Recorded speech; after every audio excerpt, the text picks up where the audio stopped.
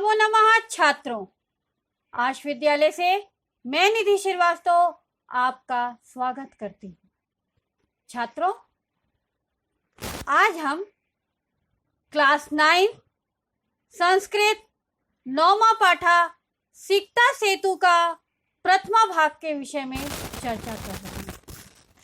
छात्रों, सिकता सेतु, सिकता अर्थात बालू, रेत और सेतु अर्थात पुल।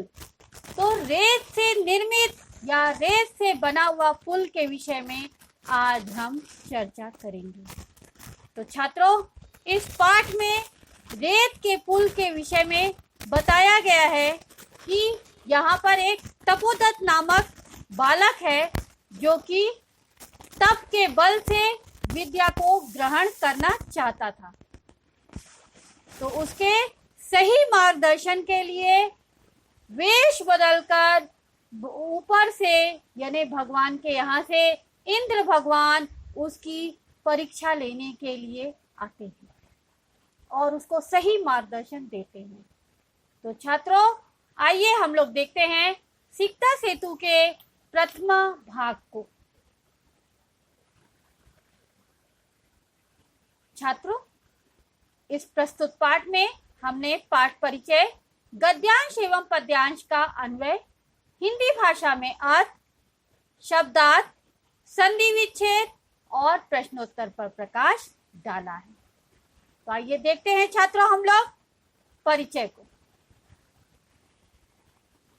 प्रस्तुत नाट्यांश सोमदेव रचित कथा सरित सागर के सप्तम लंबक, लंबक मीन्स अध्याय। छात्रों, ये जो नाटक है वो सोमदेव द्वारा रचित कथा सरित सागर के 7वें अध्याय पर आधारित है। यहाँ पर तपोबल से विद्या पाने के लिए प्रयत्नशील तपोदत्त नामक एक बालक की कथा का वर्णन किया गया है। छात्रों, उसके समुचित मार्गदर्शन के लिए वेश बदलकर इंद्र उसके पास आते हैं और पास ही गंगा में बालू से सेतु निर्माण, बालू यानी रेत जो समुद्र के किनारे और नदियों के किनारे मिलती है, तो उससे सेतु निर्माण अर्थात पुल बनाने के कार्य में लग जाते हैं। उन्हें वैसा करते देख तपोदत्त उनका उपहास अर्थात मजाक करता हुआ कहता है, अरे किस लिए गंगा के जल में व्यर्थ ही बालू से पुल बनाने का प्रयास कर रहे हैं। इंद्र उन्हें उत्तर देते हैं, यदि पढ़ने, सुनने और अक्षरों की लिपि के अभ्यास के बिना तुम अगर विद्या पा सकते हो तो बालू से पुल बनाना भी संभव है। इंद्र ने उसको क्या शिक्षा देने के लिए क्या कहा छात्रों, कि यदि तुम बिना पढ़े लिखे, बिना लिपि के, बिना अक्षर के, बिना ज्ञान को सुने और बिना किताब को देखे तुम अगर विद्या को पा सकते हो तो मैं भी बालू से नदी में पुल बनाना संभव कर सकता हूँ। इंद्र के अभिप्राय यानी इंद्र का जो तात्पर्य था उसको शिक्षा देने का, उसको जानकर तपोदत्त जो है वो तपस्या करना छोड़कर गुरुजनों के मार्गदर्शन में यानी गुरुओं के पास उनके मार्गदर्शन में विद्या का ठीक अभ्यास करने के लिए गुरुकुल चला जाता है। यानी जब उसको समझ में आता है कि उसने क्या गलती की है तो वो इंद्र के पूरे अर्थ को जान जाता है कि इंद्र मुझे क्या समझाना चाह रहे हैं, तो वो गुरुकुल चला जाता है विद्या को ग्रहण करने के लिए।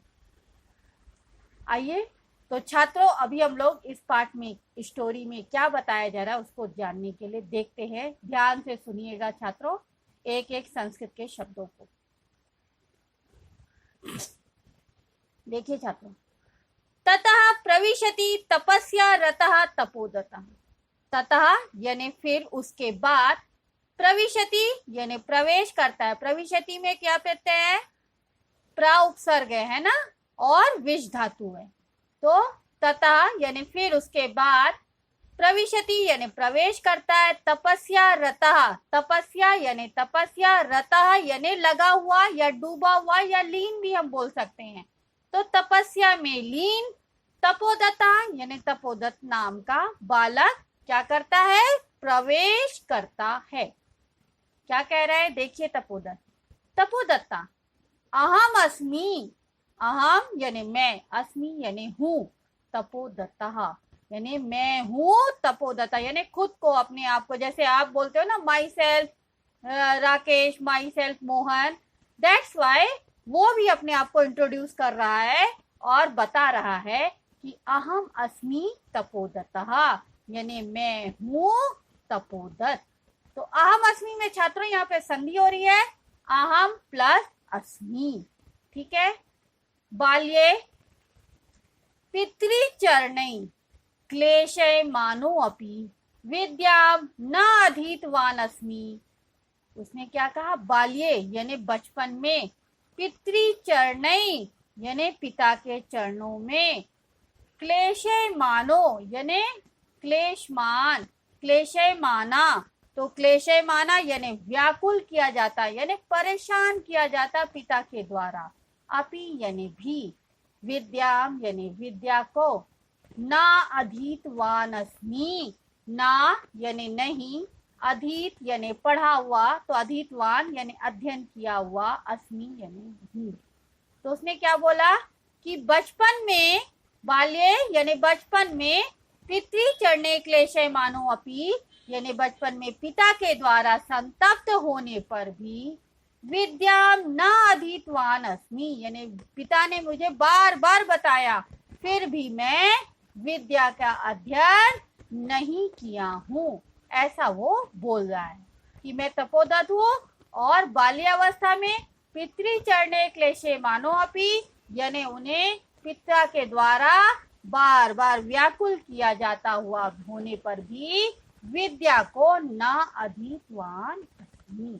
तस्मात् सर्वै कुटुम्बिभिः मित्रै ज्ञातिजनैश्च गर्हितो अभवन्। तस्मात् यानी उस कारण से, सर्वै यानी सभी, कुटुम्बी यानी परिवार के लोग, मित्रै यानी मित्रों लोग, ज्ञातिजनैश्च यानी और जो भी उसके बंधु बांधु लोग थे, बांधु लोग थे, उनके द्वारा गर्हितो अभवन, गर्हितो यानी अपमानित, अभवन यानी हुआ हूँ। तो यहाँ पर देखिए, तस्मात् सर्वै कुटुम्बी मित्रै ज्ञाति जनेश्च में संधि हो रही है, ज्ञाति जनै प्लस च, गर्हितो अभवन में भी संधि हो रही है, गर्हितो प्लस अभवम। तो उसने क्या बोला कि पिता के द्वारा व्याकुल करने, पिता के द्वारा बार बार कहे जाने के बावजूद मैंने अध्ययन नहीं किया, इसलिए सभी परिवार के लोग, तस्मात् सभी परिवार के लोगों, मित्रों और बंधु बांधुओं के द्वारा अपमानित किया गया है। फिर ऊर्ध्वम निश्वस्य, ऊर्ध्वम यानी लंबी, निश्वस्य यानी सांस लेकर, तो लंबी सांस लेकर, हा विधे किमिदमया कृतम, हा विधे यानी हाय भाग्य, किमिदमयाम संधि हो रही है, किम प्लस इदम प्लस मया, तो किम यानी क्या, इदम यानी यह, मया यानी मेरे द्वारा, कृतम यानी किया, तो यह क्या किया गया मेरे द्वारा, ऐसा वह कहता है कि हाय भाग्य, यह क्या किया गया मेरे द्वारा।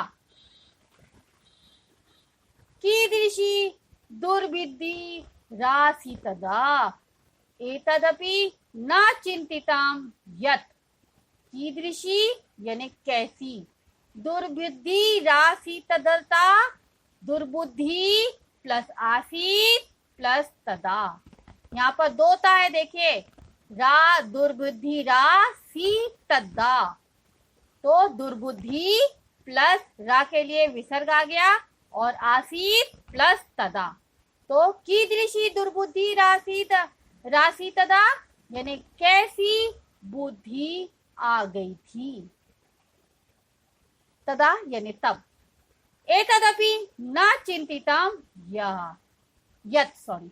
एतदपि न चिंतितम यत्, एतदपि यानी एतत् प्लस अपि, यहां पर भी संधि हो रही है। न यानी नहीं, चिंतितम यानी सोचा गया, यत् यानी जो। तो उस समय जो मेरी बुद्धि हो गई, ऐसा मैंने, कैसी बुद्धि हो गई थी मेरी कि मैंने सोचा भी नहीं कि आगे क्या होगा मेरा। तो इसलिए वो कह रहा है कि हा विधे यानी हाय भाग्य, किमिद्यमया कृतम यानी यह मेरे द्वारा क्या किया गया। कीदृशी यानी की कैसी, दुर्बुद्धि यानी बुरी बुद्धि, खराब बुद्धि या खराब मति, आसीत यानी थी, तदा यानी तब। तो तब मेरी कैसी दुर्बुद्धि थी। एतदपि न चिंतितम यत् यानी यह भी नहीं सोचा गया मेरे द्वारा। ठीक है छात्रों, तो यह गद्यांश आपको अच्छी तरह समझ में आ गया होगा। आज आपने छात्रों पढ़ा कि सोमदेव रचित कथा सरित सागर से के सप्तम लंबक से यानी सातवें अध्याय से सिकता सेतु नामक एक पाठ को लिया गया है।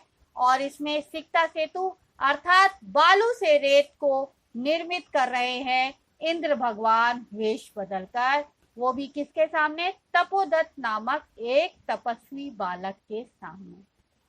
तो छात्रों, आपको यह अध्याय या भाग कैसा लगा आप जरूर बताइएगा। और आपको अगर इस अध्याय में, इस भाग में कोई भी डाउट है तो आप आश विद्यालय के ऐप को लाइक करके क्वेरी में जाकर अपना डाउट क्लियर कर सकते हैं।